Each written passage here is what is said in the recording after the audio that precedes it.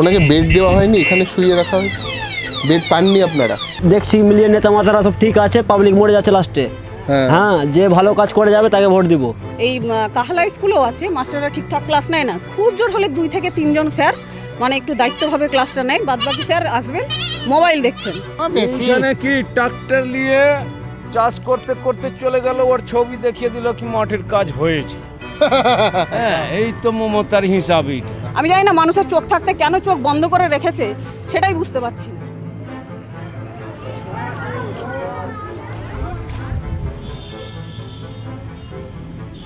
নমস্কার, দাঁড়িয়ে আছি মালদার রতুয়া বিধানসভায়। দেখতেই পাচ্ছেন চারপাশে আমের বাগান, এবং মালদা মানেই আম, আমরা সবাই জানি। তো ভোটের মরশুমে আমি মালদা ঘুরে বেড়াচ্ছি, রতুয়া বিধানসভায় আজকে এসেছি।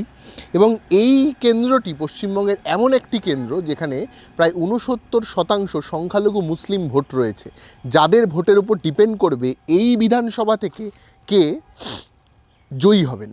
তো এই বিধানসভায় গত 3 বারের বিধায়ক তৃণমূলের তরফে এবার ভোটে লড়ছেন সমর মুখার্জি।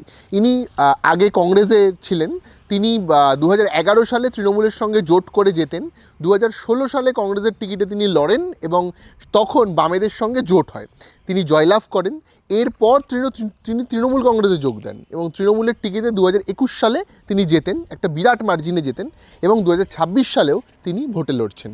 উল্টো দিকে সিপিআইএমের তরফে লড়ছেন জহুর আলম। জহুর আলম এই প্রথমবারের জন্য সিপিআইএমের টিকিটে লড়ছেন। এছাড়া বিজেপি লড়াইতে আছে, কংগ্রেস লড়াইতে আছে, কিন্তু মূল প্রতিদ্বন্দ্বিতা এখানে বোঝা যাচ্ছে যে সিপিআইএম বনাম তৃণমূল। এই যে রতুয়া বিধানসভা, গ্রামীণ বিধানসভা, এখানকার অনুন্নত হাসপাতাল, এখানকার বিরাট অংশের মানুষ পরিযায়ী শ্রমিক, এখানকার স্কুল শিক্ষার অবস্থা বেহাল, এখানের থেকে মালদা যাওয়ার যোগাযোগ ব্যবস্থা সন্ধ্যের প্রায় নেই বললেই চলে। এখানেও অন্যান্য বিধানসভার মতো রয়েছে নদী ভাঙনের সমস্যা, এবং আর একটা বড় সমস্যা বর্তমানে এসআইআর। প্রায় এই কেন্দ্র থেকে প্রচুর মানুষের নাম বাদ গেছে। আমি গোটা বিধানসভায় ঘুরে দেখছিলাম, বা অন্যান্য বিধানসভাতেও দেখেছি, আপনাদেরকে ঘুরে দেখাবো আর গোটা বিধানসভার চিত্রটাই দেখাবো এবং বোঝানোর চেষ্টা করব এখানে মানুষ ঠিক কেমন আছে। যেরকম পরিষেবা থাকার দরকার সেরকম পরিষেবাটা কিন্তু নেই।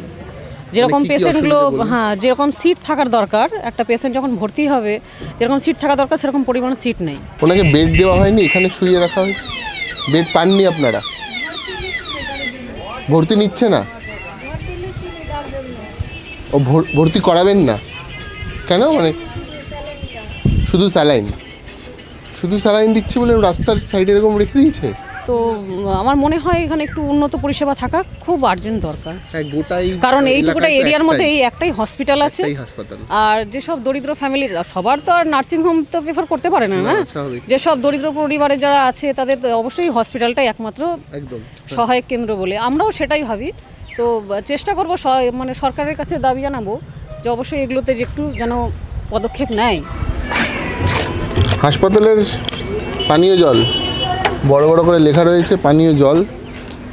হাসপাতালের ভিতরে যে সকল রোগীরা আসে তাদের জন্য ন্যূনতম জলের ব্যবস্থা করতে পারে না রাজ্যের স্বাস্থ্য দপ্তর। দেখুন, এটা হচ্ছে পানীয় জলের অবস্থা। দেখছি মিলিয়ে নেতা মাতারা সব ঠিক আছে, পাবলিক মরে যাচ্ছে লাস্টে।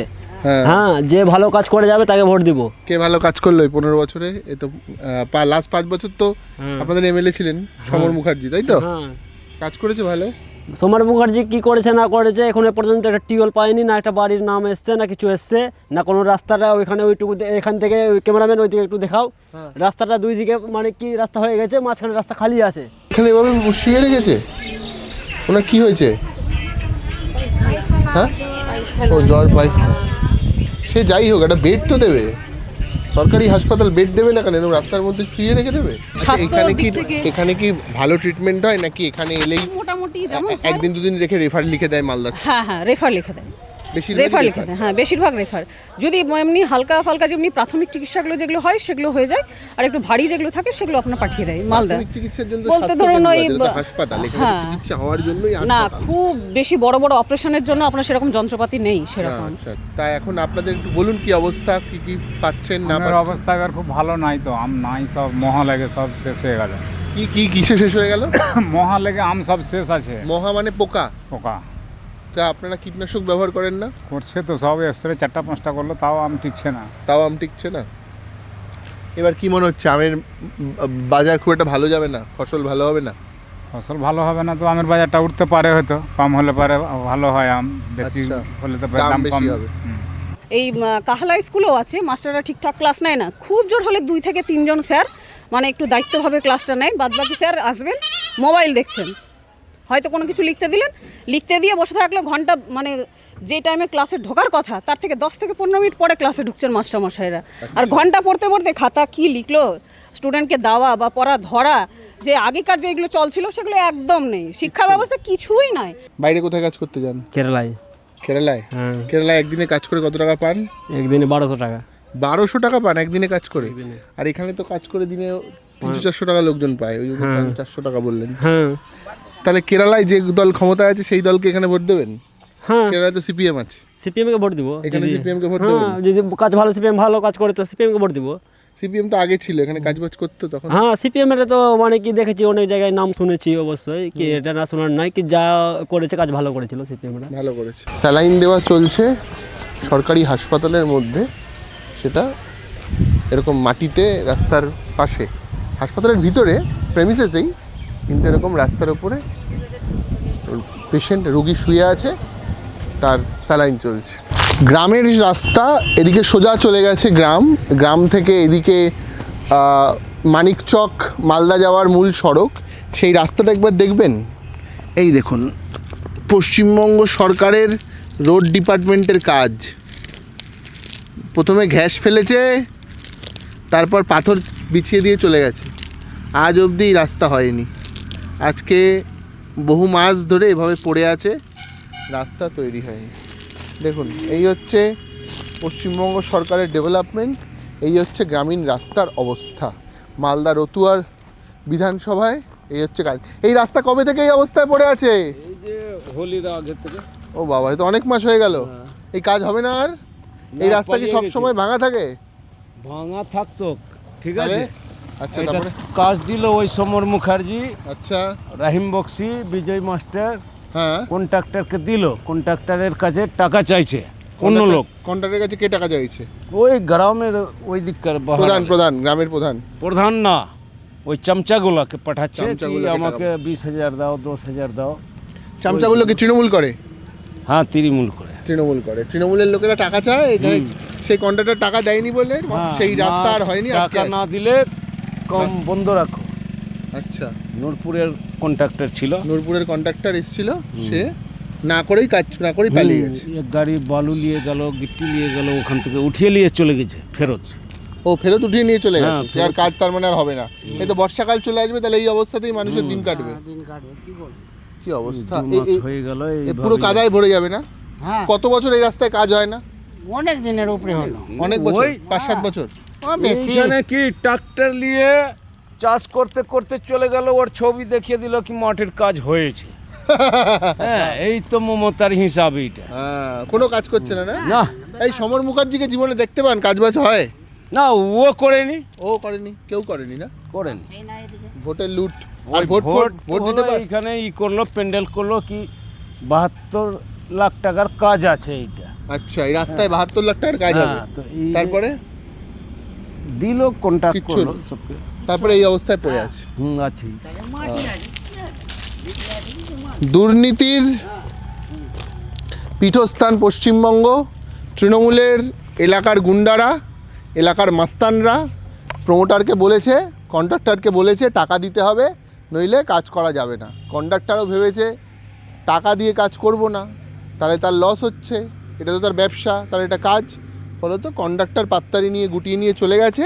গ্রামের গরিব মানুষ এই ভাঙা রাস্তায় এবছর বর্ষাতেও দিন কাটাবে। এই রাস্তা কবে যে হবে আমরা কেউ জানি না। পশ্চিমবঙ্গের হাজার হাজার গ্রামের রাস্তার মতো এই রাস্তাও একই অবস্থায় পড়ে আছে। আমরা যারা কলকাতা শহরে থাকি বা অন্যান্য শহরের মানুষ, আমাদের ওখানে রাস্তা ভোটের আগে একবার করে হয়, প্রতি বর্ষা একবার করে রিপেয়ারিং করা হয়, কাজ হয়, কিন্তু গ্রামের রাস্তা কোনোদিন ডেভেলপ করে না।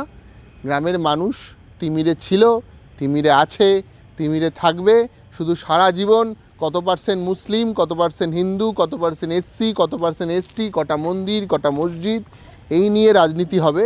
আর কোনোদিন এই ডেভেলপমেন্টের রাজনীতি এই দেশে হবে না। এটাই ভবিতব্য, এটাই হবে। এই রাস্তা দেখুন। সবাই বলছে উন্নয়ন হচ্ছে, কি উন্নয়ন হচ্ছে? শিক্ষাটাই তো মেরুদণ্ড, ওটাকে যদি ভেঙে দেয় তো বাচ্চা কাছে যাবে কোথায়? সেই আমাদের এত বেকার বেকার বেকার নাই এত এত চাকরি, তাহলে বেকার ভাতার লাইনে দেখলে তো বোঝা যাবে, যুবসাথী লাইনে তো দেখলে বোঝা যেত যে লাখ লাখ ছেলেমেয়েরা দাঁড়িয়ে আছে। এখানে প্রচুর মানুষ পরিযায়ী শ্রমিক বাইরে কাজ হ্যাঁ করতে হ্যাঁ যায়। প্রচুর। আমার হাজবেন্ড পরিযায়ী শ্রমিক। ও আচ্ছা। হ্যাঁ আমার হাজবেন্ড পরিযায়ী শ্রমিক, আমার হাজবেন্ডও বাইরে গেছে কাজ করতে। আপনার নাম বাদ হয়েছে? বাদ হয়ে গেছে তো চেষ্টা করেননি, ফর্ম টর্ম জমা দেননি? দিলাম, ভোটের পরে হবে তাহলে এবছর ভোট দিতে পারবেন না? না। এবার এই ফর্মটা দিয়েছে আমাদেরকে, কোথায় যেতে হবে, কি করতে হবে আমাদের এখন পর্যন্ত কিছু বলেনি। ও ফর্মটা এখানে দিয়ে ছেড়ে দিচ্ছে। দিয়েছে, ছেড়ে দিচ্ছে। এটা আমাদের সান্ত্বনা দিচ্ছে। এই ভোট আমরা আর দিতে পারবো না, এবারে ভোটটা দিতে পারবো না। এই আমাদের সান্ত্বনা দিয়ে জানে রাস্তাতে কোনো হাঙ্গামা না হয়, মারপিট না হয়, দাঙ্গা না হয়, তার জন্য এটা আমাদেরকে সান্ত্বনা দিচ্ছে, বুঝাচ্ছে এটা আমাদেরকে দিয়ে। আর কেরালায় কেমন কি কি কি সুবিধা পান কাজ করতে গিয়ে? কাজ করতে যে কি একটু সম্মানও পাই, কি যে কোনো এমএলএ রাস্তা মানে সরকারি কাজ করি আমরা, তো যে কোনো একটা কাজ করতে গেলে একটা মানে কি কোনো জিনিসে কম থাকে না, সব ঠিকঠাক, সব ঠিকঠাক, সম্মান পান, সম্মান পাই, থাকা খাওয়া ঠিকঠাক? ঠিকঠাক। মানে 1200 টাকা থাকা খাওয়া ছাড়া দেয়? হ্যাঁ হ্যাঁ, মানে কি দিনে কাজ করি, দিনে খাবারটা দেয়, রাতে শুধু আমাদের নিজের টাকা দিয়ে খাবার খেতে হয়। খেতে হয়। 1200 টাকা প্রতিদিন। প্রতিদিন। আপনি চান পশ্চিমবঙ্গ মানুষের রোজগার দিনে 1200 টাকা হোক একটা মজুরের, তাই তো? হ্যাঁ সেটার জন্য ভোট দেবেন? হ্যাঁ, সেটার জন্যই ভোট দিব। ভোটার তালিকায় নাম টাম আছে তো? অনেকের তো নাম বাদ গেছে। না, আপনার আছে? নাম আছে। বাহ। এই দাদার নাম হচ্ছে সাদ্দাম হোসেন, এরকম অনেকে আছে। ওনারা 7 ভাই, তাই তো? 7 ভাই, 6 জনের নাম কাটা গেছে, 3 জনের নাম কাটা গেছে, 3 জনের নাম কাটা গেছে, 4 জনের আছে। ওনার জন্ম এখানে, ওনার বাবার জন্ম এখানে, প্রত্যেকের জন্ম ভারতবর্ষে, প্রত্যেকের জমি আছে, তাদের পড়াশোনার সার্টিফিকেট আছে, জমির দলিল আছে, ভোটার কার্ড আছে, আধার কার্ড আছে, 2002 সালের ভোটার লিস্টের নাম আছে, তারপরেও কেটে বাদ দেওয়া হয়েছে। এবার কি মনে হচ্ছে, আমের বাজার খুব একটা ভালো যাবে না? ফসল ভালো হবে না? ফসল ভালো হবে না তো আমের বাজারটা উঠতে পারে, হয়তো কম হলে পারে ভালো হয়, আম বেশি আচ্ছা, হলে তো দাম দাম কম বেশি হবে। আপনার কত বিঘা জমিতে আম? আমার 3 বিঘা আছে, 3.5 বিঘা বাগান আছে। 3.5 বিঘার বাগান আছে। এইটাই মূল রোজগার আপনার, না অন্য কিছু করেন? আর 2-1 বিঘার জমি আধি ঠিকা করি আমরা। চাষবাস করেন আলাদা, অন্যান্য চাষ করেন? আর মূলত আমের উপরেই আপনাদের জীবন জীবিকা নির্ভর করে? আর এই ফসল ভুট্টা মুট্টা সব হচ্ছে। ভুট্টা হয়, ভুট্টা করেন? এই সিস্টেমকে যদি ঠিক করতে হয়, এই যারা যুব সম্প্রদায় আছে তারা যদি উঠে পড়ে লাগে, তবেই সিস্টেম ঠিক হবে, নইলে নাহলে পাল্টাবে। সিস্টেম কোনো মতেই সম্ভব না ঠিক করা। আমি জানি না মানুষের চোখ থাকতে কেন চোখ বন্ধ করে রেখেছে, সেটাই বুঝতে পারছি না। আরে আপনারা চাকরি বাকরি চাইছেন না, আপনাদের বয়স শেষ হয়ে গেছে, ঠিক আছে, আপনাদের ছেলে মেয়ে নাতিপুতি তাদের জন্য দেখুন না, সেই তারা তাহলে কোথায় যাবে? সবাই কি তো টাকা দিয়ে তো চাকরি পাওয়া সম্ভব না? না। টাকা দিয়ে চাকরি পেয়ে তো আমরা কোথা থেকে পাবো 15 লাখ 16 লাখ করে, বলুন তো? ক্লাস 11-এ আমাদের ইকোনমিক্সের মাস্টারমশাই অতীনবাবু বলতেন যে রাজা আসে রাজা যায়, লাল জামা গায়ে নীল জামা গায়ে, জামা কাপড়ের রং বদলায় কিন্তু দিন বদলায় না। এই মালদার একটার পর একটা বিধানসভা ঘুরে আমার এই কথাটা আর একবার আপনাদের সামনে বলতে ইচ্ছে করলো। এসআইআরের কারণে হাজার হাজার মানুষের নাম বাদ, কোথাও কোথাও লাখ। তারা ভোট দিতে পারবেন কিনা তারা জানেন না। কেউ কেউ পরিযায়ী শ্রমিক, তারা ভিন রাজ্য থেকে কিংবা কলকাতা থেকে বাড়িতে ফিরে এসে লম্বা লাইনে দাঁড়িয়ে আছেন। সমস্ত ডকুমেন্ট থাকা সত্ত্বেও, নিজের বাপ দাদা ভাইয়ের নাম থাকা সত্ত্বেও নিজের নাম বাদ পড়েছে।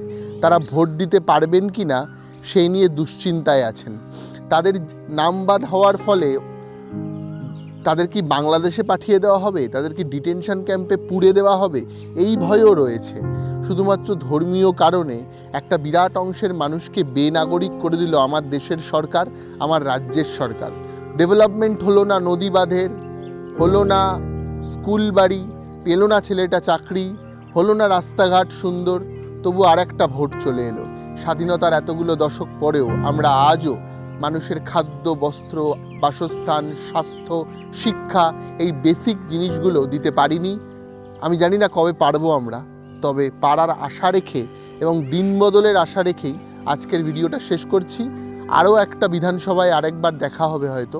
ততদিন ভালো থাকবেন, দেখতে থাকবেন হাউ। ক্যামেরায় দীপের সঙ্গে পঞ্চানন।